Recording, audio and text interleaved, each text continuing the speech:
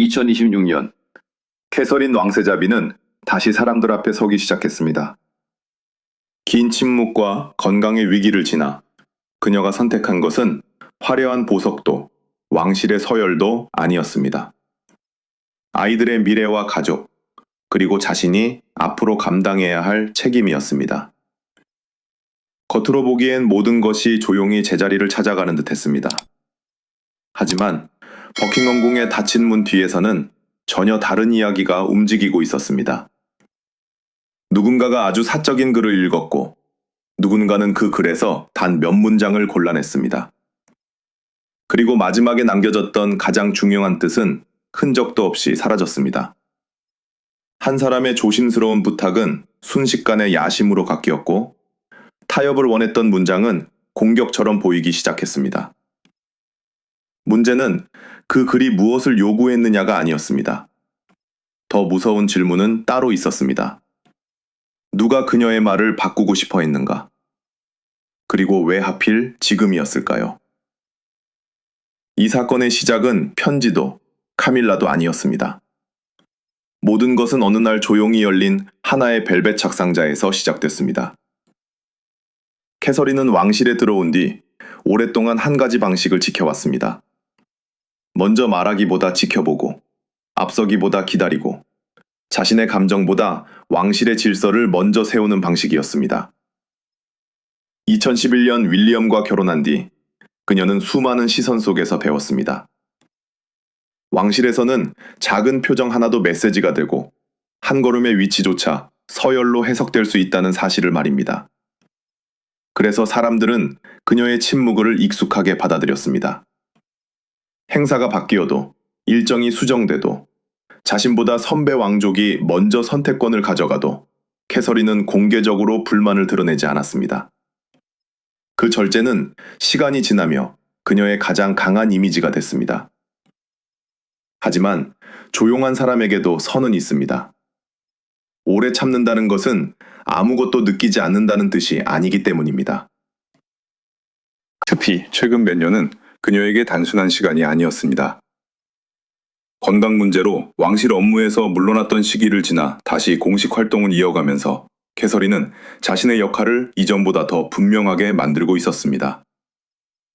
어린이의 초기 발달, 가족의 정서적 건강, 다음 세대의 삶을 다루는 일은 단순한 자성 활동이 아니라 그녀가 오랫동안 쌓아온 공적 정체성이었습니다.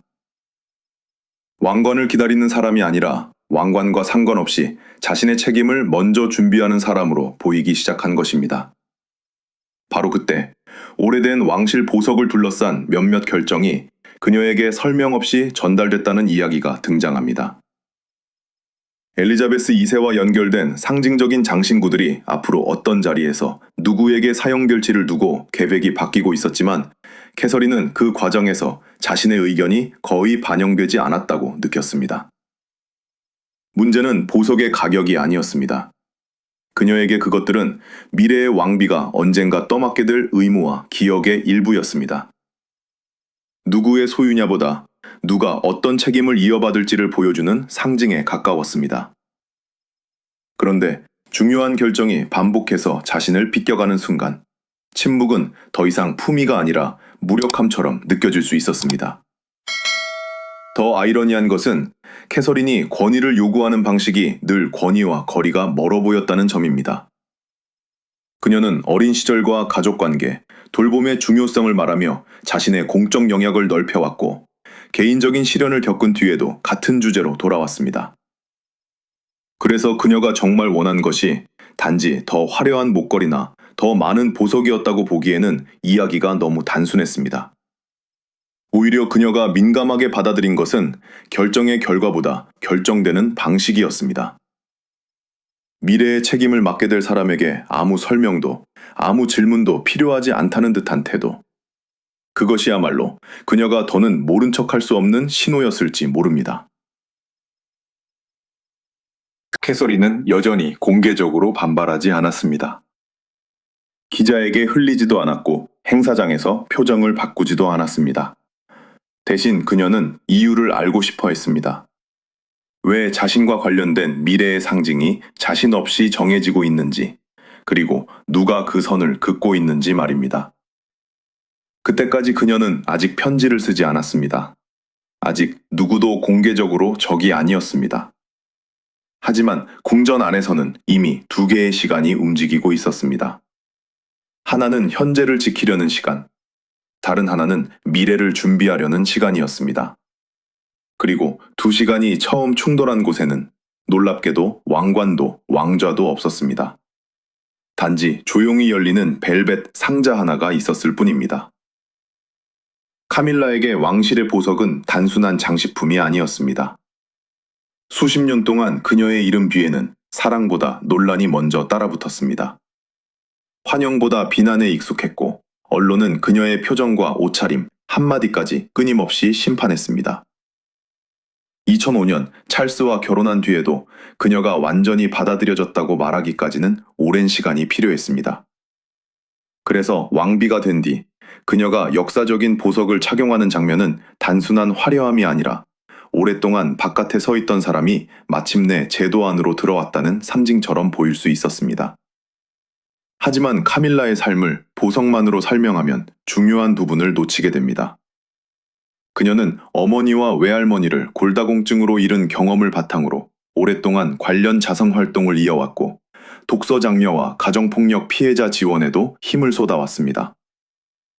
2026년에도 어린이들에게 책을 전하는 전국적인 독서 프로젝트를 이어가며 자신의 공적 영역을 넓혔습니다. 즉, 그녀 역시 단지 왕비라는 자리를 지키는 사람이 아니라 자신만의 역할을 만들기 위해 긴 시간을 써온 인물이었습니다. 그래서 캐서린의 시선과 카밀라의 시선은 처음부터 같을 수 없었습니다. 캐서린에게 엘리자베스 2세와 연결된 장신구들은 언젠가 자신이 맡게 될 책임의 상징이었습니다. 아직 오지 않은 미래를 준비하는 도구였습니다. 그러나 카밀라에게 같은 물건은 전혀 다른 의미였을 수 있습니다. 그것은 현재 자신이 이 자리에 있다는 증거, 수십 년의 거부와 의심을 지나 결국 받아들여졌다는 확인이었습니다. 한 사람은 아직 시작되지 않은 자신의 시대가 무시될까 두려웠고, 다른 한 사람은 자신의 시대가 벌써 끝난 것처럼 취급될까 두려워했습니다.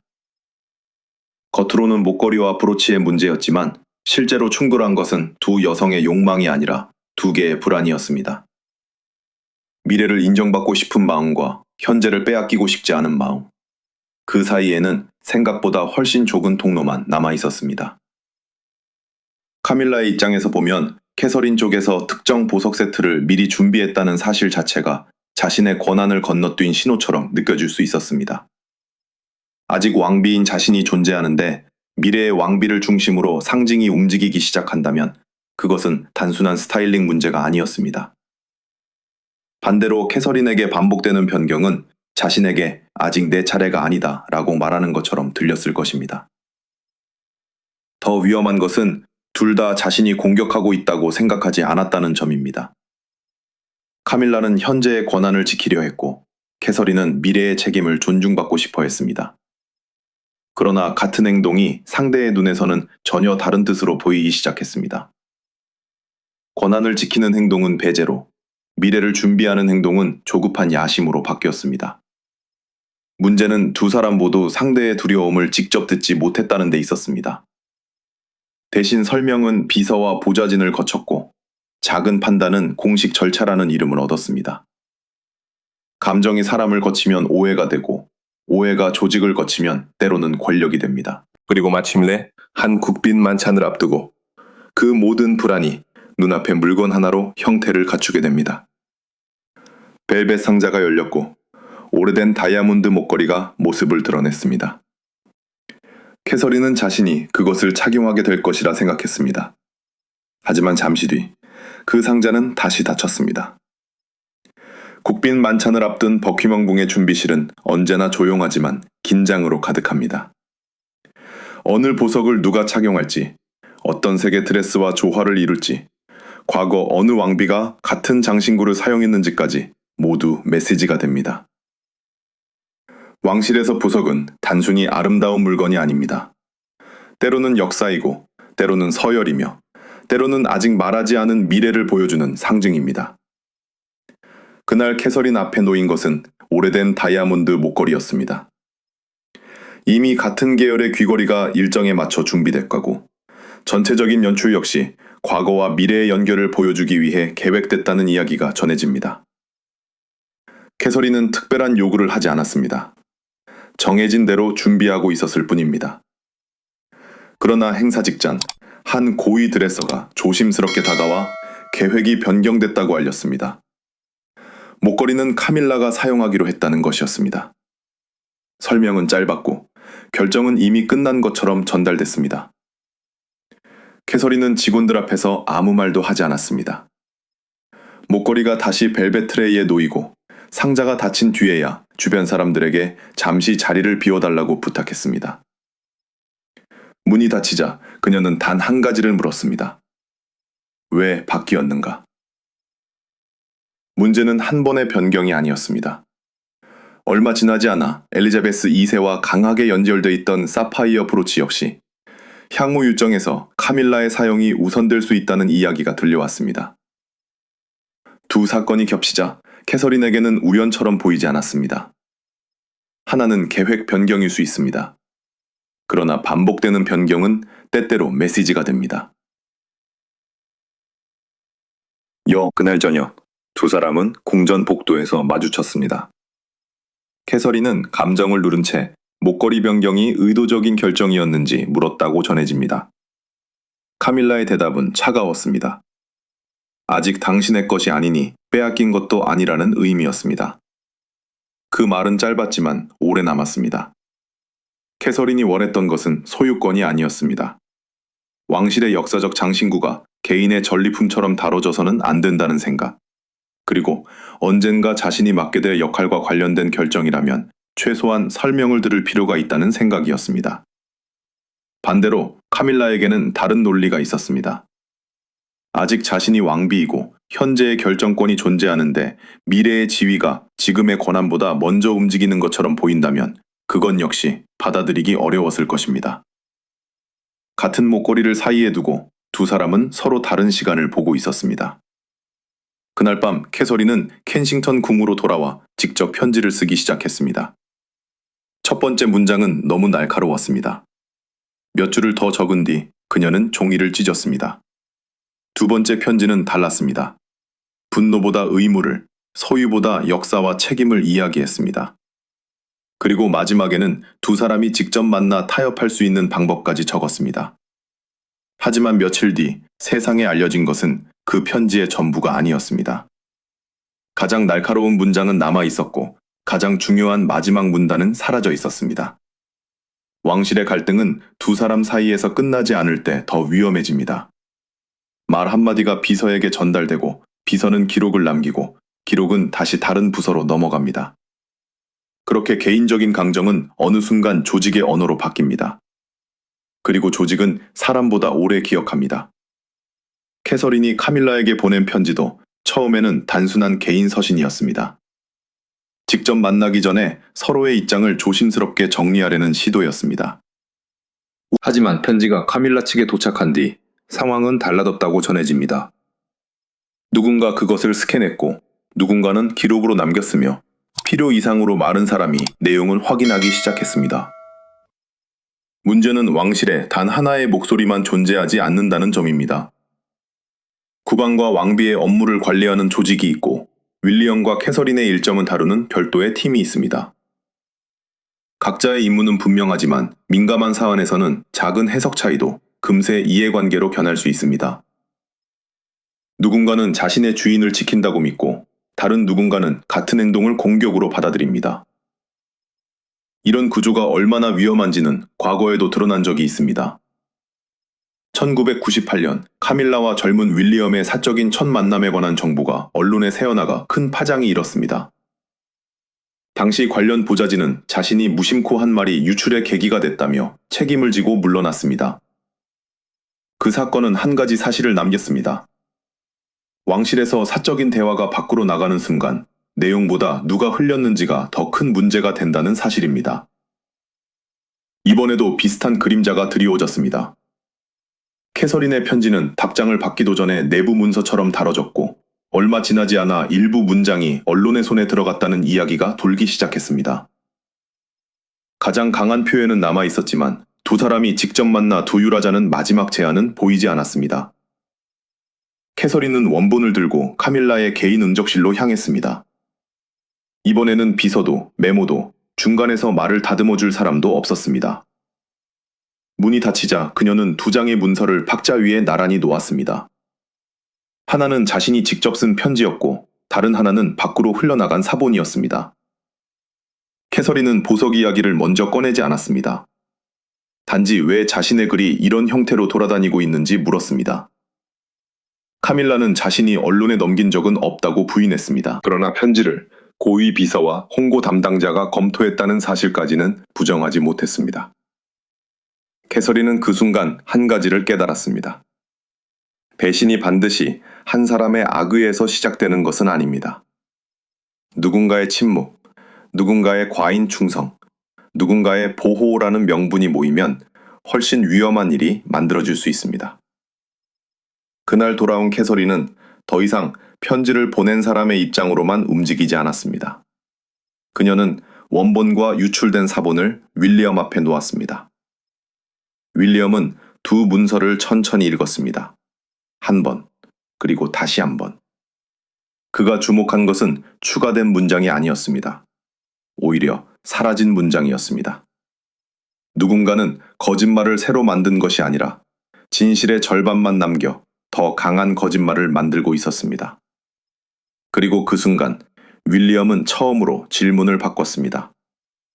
누가 편지를 받는가가 아니었습니다. 누가 캐서린의 말이 이렇게 보이기를 원했는가였습니다. 윌리엄은 두 장의 문서를 오래 바라봤습니다.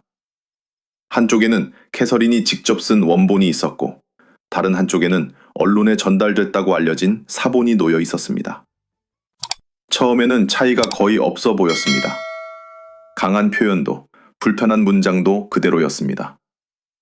하지만 마지막 부분을 읽는 순간 그는 손을 멈췄습니다. 사라진 것은 사과도 변명도 아니었습니다. 캐서린이 카밀라에게 직접 만나자는 제안, 현재의 왕비로서 카밀라의 위치를 존중하면서도 자신의 미래 역할 역시 함께 논의하자는 문장이 통째로 빠져 있었습니다. 그 문단이 존재하면 편지는 요구가 아니라 협상이 됩니다. 그러나 그 문단이 사라지는 순간 같은 글은 야심과 압박으로 읽힐 수 있었습니다. 윌리엄이 차갑게 말했습니다.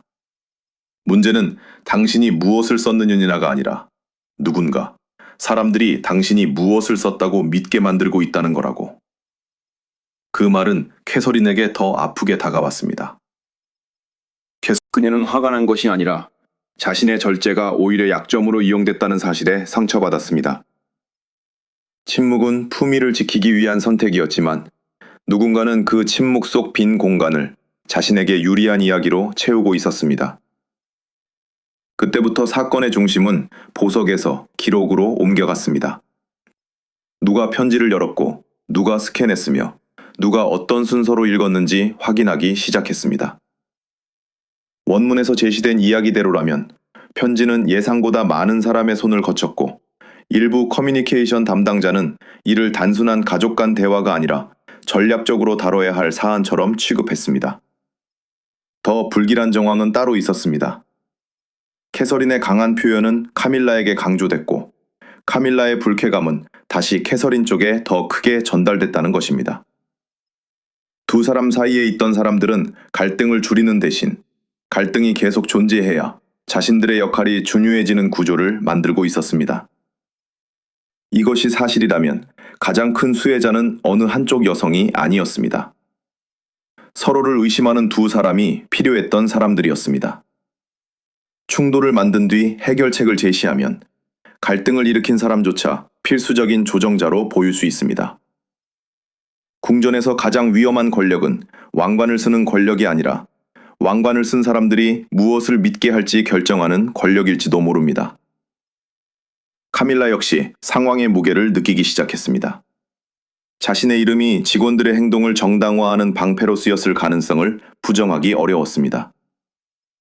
그녀가 직접 유출을 지시하지 않았더라도 직원들이 캐서린의 편지를 도전으로 해석하도록 내버려뒀다면 책임에서 완전히 자유로울 수는 없었습니다.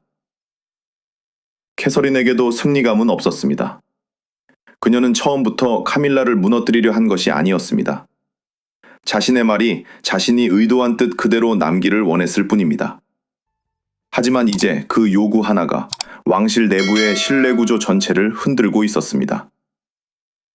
그리고 마침내 기록은 찰스 앞에 놓였습니다. 그는 마지막 페이지까지 읽은 뒤 안경을 벗어 탁자 위에 내려놓았습니다. 잠시 침묵한 국왕이 물었습니다. 개인적인 편지를 왜 이렇게 많은 사람이 봐야 했지? 그 질문이 떨어진 순간 더 이상 누구도 이것을 다이아몬드 문제라고 부를 수 없었습니다. 찰스에게 이 사건은 단순한 가족 갈등이 아니었습니다. 한쪽에는 수십 년 동안 자신이 지켜온 아내가 있었고, 다른 한쪽에는 언젠가 왕위를 이어받을 아들과 그 곁에 미래 왕비가 있었습니다. 어느 쪽의 상처도 가볍게 넘길 수 없었습니다. 하지만 국왕이 가장 두려워한 것은 감정이 아니라 제도의 신뢰가 무너지는 일이었습니다. 찰스는 오랫동안 카밀라를 공개적인 비난에서 보호해왔습니다. 수많은 논란과 냉소 속에서도 그녀의 자리를 지켜주려 했고, 왕이 된 뒤에도 함께 공식 임무를 이어갔습니다. 최근 몇 년 동안 자신의 건강 문제를 겪으면서도 그는 국왕의 일정을 놓지 않았고, 카밀라 역시 곁에서 역할을 계속했습니다. 그래서 카밀라의 측근을 처벌하는 결정은 단순한 인사 조치가 아니라 자신이 지켜온 세계의 일부를 스스로 잘라내는 선택처럼 느껴졌을 것입니다. 공교롭게도 2026년 여름, 찰스와 카밀라, 캐서린은 암 연구를 지원하는 공식 행사에서 같은 공간에 섰습니다. 개인적으로 건강의 불안을 겪어본 찰스와 캐서린에게 그 자리는 왕실의 체면보다 삶의 유한함을 더 가까이 느끼게 하는 순간이었을 것입니다. 왕관은 영원해 보이지만 그것을 쓰는 사람은 결코 영원하지 않습니다. 그래서 찰스에게 이번 결점은 누가 더 높은가를 정하는 문제가 아니라 자신이 떠난 뒤에도 남을 규칙을 만드는 일이었습니다. 하지만 윌리엄의 시선은 달랐습니다.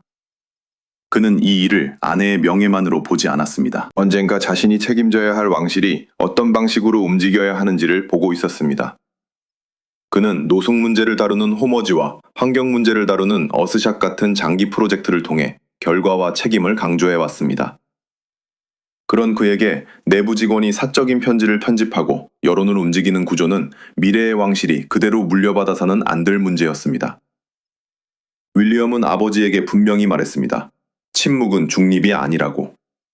누군가 더 높은 사람을 보호한다는 이유로 다른 가족의 평판을 훼손할 수 있다면 다음에는 누구의 말도 안전하지 않을 것이라고 했습니다. 그 말은 찰스에게 아들로서의 항의가 아니라 후계자로서의 경고처럼 들렸습니다. 조사가 진행되면서 관련 커뮤니케이션 담당자들의 접근 권한이 제한됐고, 개인 서신과 역사적 장신구에 관한 결정도 잠시 멈췄다는 이야기가 이어집니다. 카밀라의 이름을 앞세워 캐서린의 이미지를 통제하려 했던 이들이 있다면 더 이상 그들이 왕실의 침묵 뒤에 숨을 수 없게 된 것입니다. 그러나 찰스가 서류에 서명했다고 해서 모든 것이 끝난 것은 아니었습니다. 직원을 정직시킬 수는 있어도 상처받은 두 사람의 기억까지 지울 수는 없었습니다. 국왕은 한 가지 사실을 깨달았습니다. 자신은 궁전의 규칙을 바꿀 수 있지만 캐서린과 카밀라가 다시 서로의 말을 믿게 만들 수는 없다는 사실을 말입니다. 그날 저녁, 카밀라는 오랫동안 망설인 끝에 캐서린에게 짧은 메시지를 보냈습니다. 서류도 비서도 왕도 없이 만나자는 요청이었습니다. 이제 남은 것은 단 하나였습니다. 두 여성이 처음으로 서로의 두려움을 직접 말할 수 있느냐는 것이었습니다. 두 번째 만남은 첫 번째와 달랐습니다. 탑자 위에는 서류도 유출된 사본도 벨베벳 상자도 없었습니다. 카밀라는 수행원까지 물렸고 캐서린 역시 혼자 들어왔습니다. 누구도 기록하지 않는 방에서 두 사람은 처음으로 서로의 직함이 아니라 두려움을 마주해야 했습니다. 카밀라가 먼저 입을 열었습니다. 그녀는 왕위 계승 이야기가 나올 때마다 자신이 이미 지나가는 사람처럼 느껴졌다고 털어놓았습니다.